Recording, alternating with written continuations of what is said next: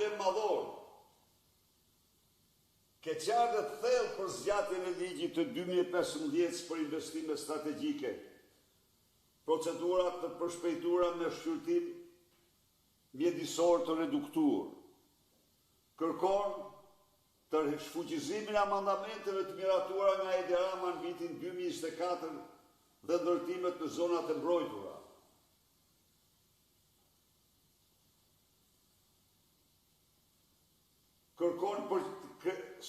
Atakon rënd Këshillin Kombëtar të Territorit të kryesuar nga Edi Rama dhe Këshillin e Planifikimit, Agjencinë e Planifikimit të kryesuar nga Rama Roko, Adelaida Roko.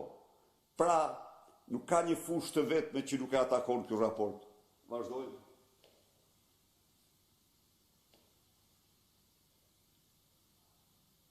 Denoncon vjedhjen e fondeve të Bashkimit Evropian në Shqipëri, ndaj dhe thotë se Olaf ka identifikuar parregullsi serioze në zbatimin e IPARD, gjë që ka çuar pezullimi.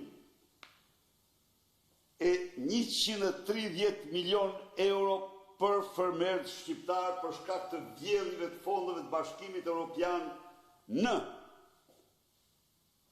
agjencitë e Ministrisë Bujqësisë dhe mos hetimin e tyre me urdhër të Edi Ramës nga skapi i partisë. Vazhdo. Ja kthej edhe një herë. Shumica e fëmijëve shqiptar mbeten në rrezik varfërie. Një nga lajmet më të zeza që vjen nga Brukseli. Vazhdo.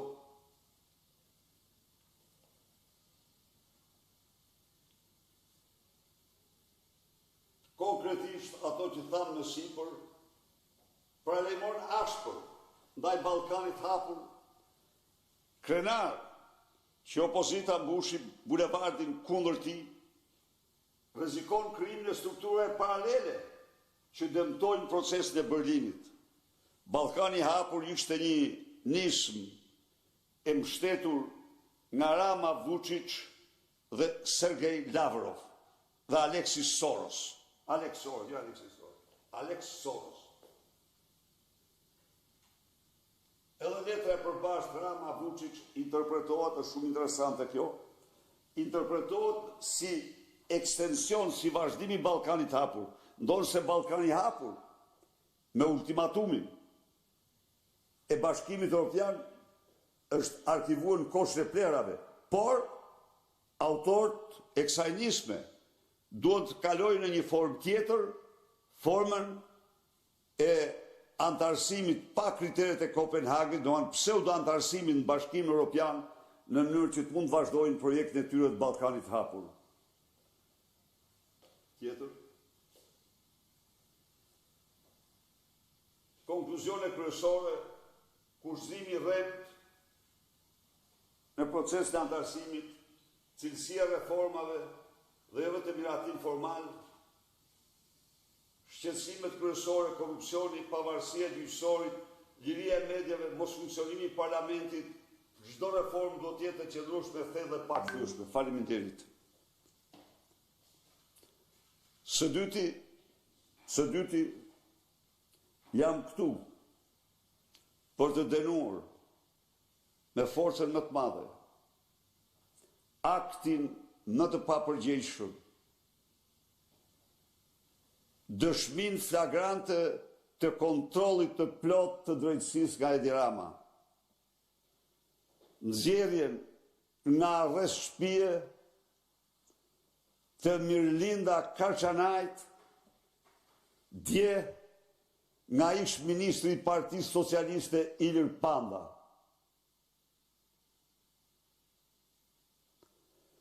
E kam theksoj se Mirlinda Karçanaj është balluku bis dhe shkur ballukut. Dhe Edi Rama pasi mbylli çështjen balluku duke përdorur 83 votat e krimit, ja doli nëpërmjet Ilir Pandës, ish ministri socialist, të nxjerr nga arresti shtëpiak një eksponent kryesor të grupit të strukturuar kriminal, të vlerësuar nga Prokuroria Speciale, grupi strukturuar kriminal, vetëm sa ajo në çdo hap, në çdo veprim, në çdo akt ka zbatuar lindat, ka zbatuar urdhrat, kërkesat e lindës së Suvenit. Ka qenë në një farë mënyre një kukull në duart e saj dhe ka lejuar që nga ajo agjensi të paktën 600 milion euro të vidhen përvetësohen në mënyra të ndryshme nga çifti Rama, duke përdorur si agent në këtë rast të tyre Armand Frangun, Baxhanakun e Rams, por jo më pak edhe Erbysh Agasin dhe Ermal Beqirin. Ky akt i shëmtuar është goditja më e rëndë që i jepet sistemit të drejtësisë, është goditja më e rëndë, është shpërblimi më i tmerrshëm që bëhet hajdutëve që vjedhin për llogaritë e Edi Ramës. Mirlina Karçanaj, një ditë prej ditësh, u mor në një mbrojtje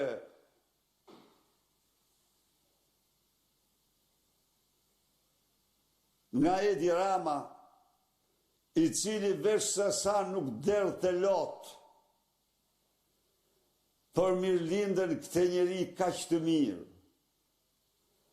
për mirëlindjen kaq të suksesshme, që jetonte sipas këtij hajduti gënjeshtar në një shtëpi me qera dhe nuk kishte as makinë, madje nuk dinte as të ngjiste makinën. Në një kohë kur dosja hetimore me dhëna paraprake faktoi se Mirlinda kishte vila, jo një po disa, kishte apartamente, jo një po disa, kishte ara dhe ullishte, kishte makinë luksoze, personale, dhe këto janë vetëm hetimet paraprake.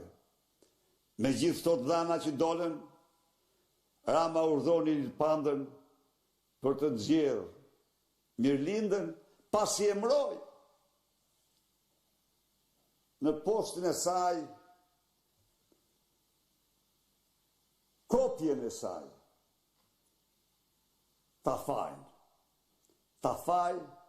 një hajdut me çizme, i cili duhet hetohet thellësisht dhe për inkriminimin e mundshëm si hacker i sistemeve që ai ishte i autorizuar t'i mbronte.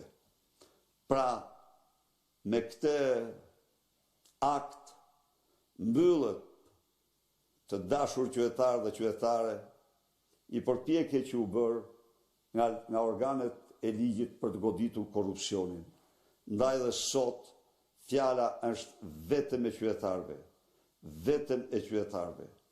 Mos harrojmë se ky dokument që u votuar nga 180 deputet të Komisionit Jashtëm Parlamentit Evropian,